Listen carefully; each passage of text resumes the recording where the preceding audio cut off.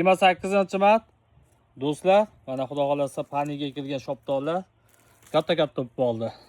Mana do'stlar, ancha shopdoli listiga dunyo bo'yicha eng birinchi pishirgan navlardan paniga olib kelib qo'ygan edik, qaranglar. Juda katta bo'lib, mana shu tupni o'zida kamida 5 kilocha meva bo'lsa kerak. Qaranglar, o'ta serq hosil shopdoli. Panikka shopdoli ekanmiz, xudo xolasa mana natijalari yaxshi. Mana bitta shaqadagi meva qaranglar, shopdolni mana bitta shaqadagi. Mana bu ichkarilari ham shu. Mana do'stlar, shopdoli holati, ancha shopdolisiga. Mana balki orasi to'la meva. O'ta serq hosil shopdoli ekan. Bu yerda giloslarimiz ham bor. Giloslarimiz mana уже katta bo'lib qoldi. Juda ko'p qilgan do'stlar.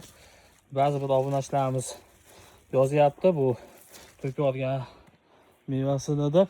Yo'q, xudo xolasa katta bo'lib qoldi mana. Mana o'si oqarishib qolibdi. Bu Real Tiago degan nav do'stlar. Mana Tiagolarimiz уже oqarishib qolibdi.